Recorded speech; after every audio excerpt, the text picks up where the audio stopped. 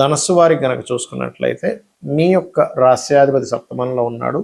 ప్రస్తుతం ఈ ఏప్రిల్ 2వ తేదీ నుంచి దాదాపుగా 1వ తేదీ నుంచి దాని ప్రభావం ఉంటుంది. ఎప్పుడైతే కుజుడు శనిని వెళ్ళి కలుస్తాడో, అక్కడ రవి కూడా ఉన్నాడో, ఆ రవి 14వ తేదీ వరకు అక్కడ ఉంటుంది. దాని తర్వాత పంచమ స్థానం అయినటువంటి మేషంలోకి వెళ్తాడో మీ ధనస్సు నుంచి, మీ ధనస్సు లగ్నం నుంచి పంచమ స్థానం అవుతుంది. ఇప్పుడు ప్రస్తుతం ఏంటంటే మీనంలో ఉన్నాడు, మేషంలోకి మారుతాడు. దీనివల్ల కలిగే ఫలితాలు ఏమిటి, ఏ విషయాల పట్ల మీరు జాగ్రత్తగా ఉండాలి, ఏ దేవత ఆరాధన చేసుకోవాలి, దేశకాల పరిస్థితుల్లో దీనివల్ల కలిగే ఫలితాలు, మీ జన్మజాతకంలో ఈ కలయిక ఉన్నట్లయితే మీకు ఎటువంటి విషయాల్లో మీరు జాగ్రత్త తీసుకోవాలి అనేటువంటి అంశాలు చెప్తుంది నేనైనప్పటికీ, చెప్పిస్తుంది సాక్షాత్ లలిత అమ్మవారిగా భావిస్తూ. ప్రధానంగా ఇక్కడ 4వ భావంలో ఈ కలయిక ఉంది.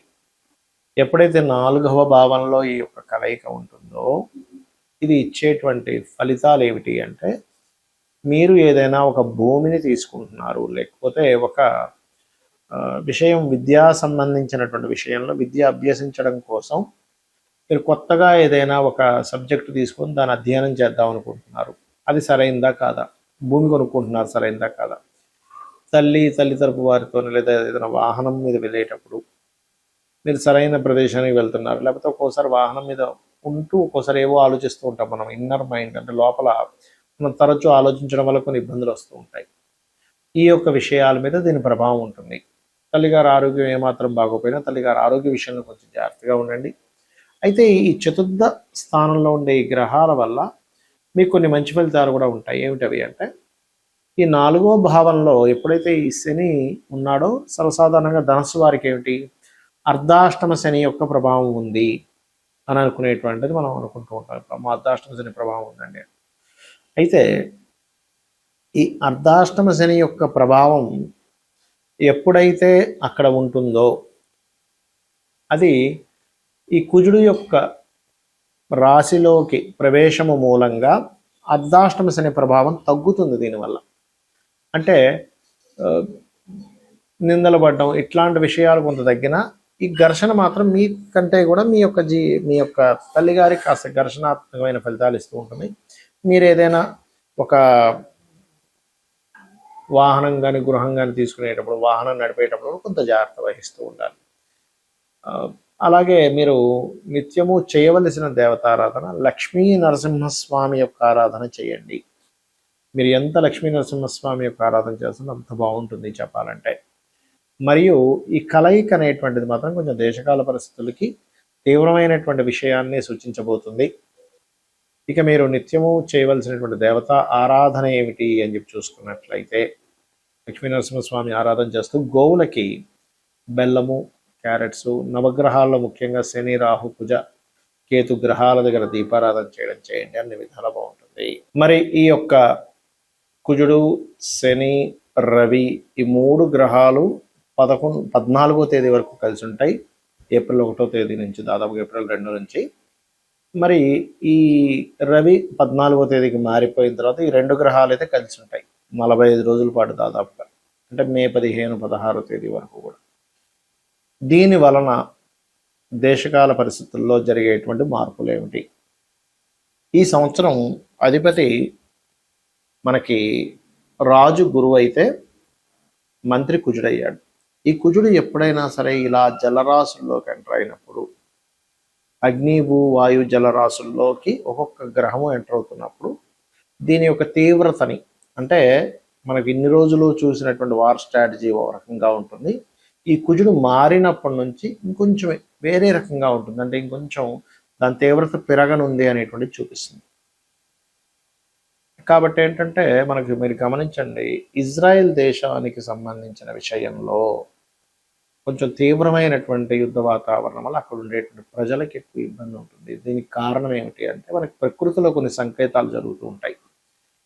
ఆ యొక్క ఇజ్రాయెల్ దేశంలో మీరు నిన్న మొన్న చూసుకున్నట్లయితే కాకుల యొక్క సంచారం అధికంగా జరిగింది. విపరీతమైన కాకుల సంచారం, ఇజ్రాయెల్ జెండాని కాకులు పట్టి లాగుతున్నట్టుగా ఒకటేసారి కాకులు దాడిలాగా, ఇవన్నీ ఏంటంటే మనకి రామాయణ మహాభారతాల్లో కూడా కాకులు కానీ గ్రద్దలు కానీ ఇలా సంచరిస్తున్నప్పుడు దీని యొక్క ప్రభావం ఎక్కువగా ఉంటుంది. మీరు అందుకనే ఇక్కడ చెప్పేది ఏంటంటే, ఈ ముండే ఆస్ట్రాలజీ పరంగా ఇలా తీవ్రంగా ఉంటున్నాయి అన్నప్పుడు సామాన్య ప్రజలు మరింత జాగ్రత్తగా ఉండాలి. రకరకాల యుద్ధాలు జరిగేటువంటి దేశాల్లో ఉండేటువంటి వారు.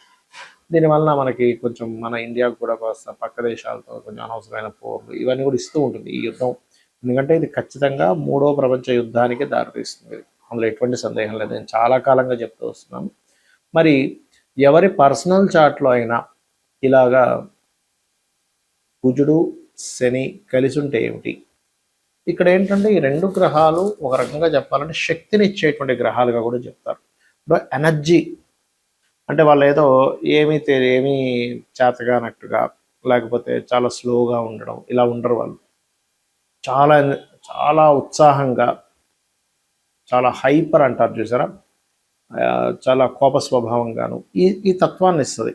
అలా అని వీళ్ళు కోపం ఉంటుందేమో కానీ ధర్మంగా ఉండే వ్యక్తులు చెప్పాలంటే శని కుజులు కలిసి ఉంటాయి. అంటే ఏదున్నా సరే మొహం మీద చెప్పేసేయడం, మనసులో ఏది పెట్టుకోకపోవడం.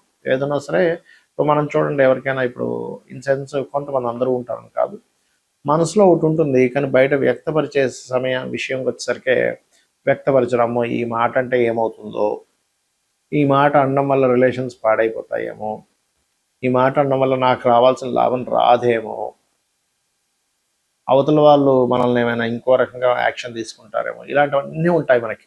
కానీ శని కుజులు కానీ కుజరాహులు కానీ కలిసి ఉన్న వాళ్ళకి ఏంటంటే ఆ ఫిల్టర్ అనేటువంటిది ఉండదు. ఏమవుతుంది, సరే చూసుకుందాంలే, ఏదైనా గొడవైనా చూసుకుందాంలే, అవతల వాళ్ళు ఏదైనా అనుకుంటారు, సరే అనుకున్నారు నాకేంటి, లేకపోతే దీనివల్ల ఇలాంటి పరిణామాలు వస్తాయేమో అన్నప్పుడు సరే ఎలాంటి పరిణామాలు వచ్చినా చూసుకుందాం. అంటే ఏమిటంటే ఈ కర్మకారకుడు శని గనక కుజుడితో కలిసి ఉన్నప్పుడు ఇలాంటివి వస్తుంది.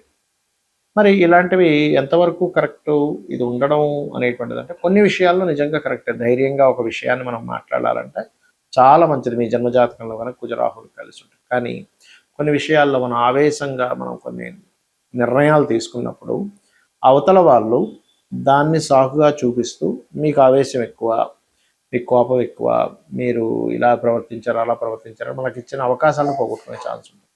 అయితే ఇక్కడ ఇది మళ్ళీ ఎక్కడున్నా ఈ ప్రభావం ఇవ్వాలంటూ లేదు. లగ్నంలో ఉండి లేదా లగ్నాన్ని చూస్తూ లేదా చంద్రుడిని చూస్తూ లగ్నాధిపతే శని గాని కుజుడు ఉన్నప్పుడు మాత్రమే వాళ్ళకు ఆవేశం ఉంటుంది. కుటుంబ స్థానానికి సంబంధం కలిగి ఉందనుకోండి, కుటుంబాధిపతి కుటుంబ స్థానం, అప్పుడు కుటుంబ సభ్యులతో గొడవలు ఉంటూ ఉంటాయి. మూడులో ఉంటే పరాక్రమం ఎక్కువగా ఉంటుంది, అన్నదమ్ములతో గొడవలు ఉంటాయి. 4వ స్థానం అనేటువంటిది కనుక ఈ శని కుజుడు కలిసి ఉంటే మీరు ఏదైనా ఒక ప్రాపర్టీ తీసుకునేటప్పుడు ఆ యొక్క విషయాల్లో ఎటువంటి ఫలితాలు ఉంటాయనేటువంటిది, కొంచెం గొడవలు జరుగుతాయనేటువంటి చెప్తూ ఉంటుంది. అంటే కొంచెం వివాదాస్పదమైనటువంటి భూములు తీసుకోవడం లాంటివి జరుగుతూ ఉంటాయి. పంచమంలో కనుకుంటే కాస్త సంతానం అటువంటి ధోరణి కలిగి ఉంటుంది. 6వ స్థానంలో కలిగి ఉంటే కనుక కాస్త శత్రువుపై జయం ఉంటుంది. కాకపోతే నిత్యము ఎవరితో ఏదో ఒక దాంతో గొడవలు ఉంటూ ఉంటాయి. 7వ స్థాన సంబంధం ఉంటే జీవిత భాగస్వామి యొక్క స్వభావం అలా ఉండొచ్చు. బట్ ఆ సప్తమాధిపతి మళ్ళీ శుభగ్రహాలతో ఉంటే స్టార్టింగ్ అంటే మొదట్లో అలా ఉన్నా తర్వాత వాళ్ళ యొక్క స్థితిగతులు అవి మారుతూ ఉంటాయి. ఇక అష్టమంలో కనుక ఉన్నట్లయితే ఆకస్మికంగా కొన్ని మార్పులు రావడం, సడన్ చేంజెస్ ఇటువంటివన్నీ ఇస్తుంది. ఇక భాగ్యస్థానంలో ఉంటే తండ్రి మీద దీని ప్రభావం, తండ్రికి కాస్త బీపీ లెవెల్స్ పెరగడం ఇట్లాంటివన్నీ ఇస్తూ ఉంటుంది. దశమ స్థానంలో కనుక ఎవరికైనా సరే శని కుజులు కనుక ఉన్నట్లయితే వీళ్ళ వృత్తి మీద వీళ్ళు చేస్తున్నటువంటి ఉద్యోగము వ్యాపార సంస్థల్లో అయితే లాభస్థానంలో ఉంటే వ్యాపారం మీద పడుతుంది. దశమ స్థానంలో ఉంటే వీళ్ళు చేసే వృత్తి ఏదైతే ఉంటుందో దాని మీద దీని ప్రభావం ఉంటుంది.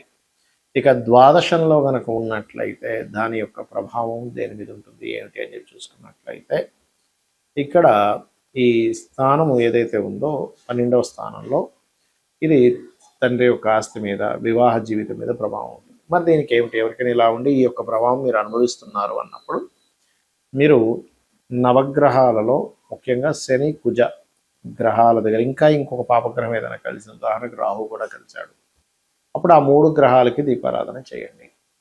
నెంబర్ 1. ఇక రెండవ విషయం ఏమిటి అంటే ఇక్కడ దీంతో పాటు మీరు చేయవలసినటువంటి మరొక విషయం ఆంజనేయ స్వామి యొక్క ఆలయాలకు వెళ్ళడము, చండీ పారాయణం చేయడం చేస్తున్నారు. దీనివల్ల ఏమవుతుందంటే కొన్నిసార్లు మనం ఆవేశపూరితంగా తీసుకునేటువంటి నిర్ణయాలు ఏవైతే ఉంటాయో ఆ యొక్క నిర్ణయాల మూలంగా ఇబ్బంది మనం పడకుండా ఉంటాము ఇది చేయడం వల్ల. అదేవిధంగా అభిషేకాలు చేయించడము, గోవులకు కాస్త క్యారెట్స్ బెల్లము తినిపించడం, ఇవి చేయండి. మీ జన్మజాతకాల్లో ఒకవేళ ఈ యొక్క కలయిక ఉన్నా కూడా మీకు ఇబ్బంది కలగకుండా ఉంటుంది. శ్రీమాత్రే నమః.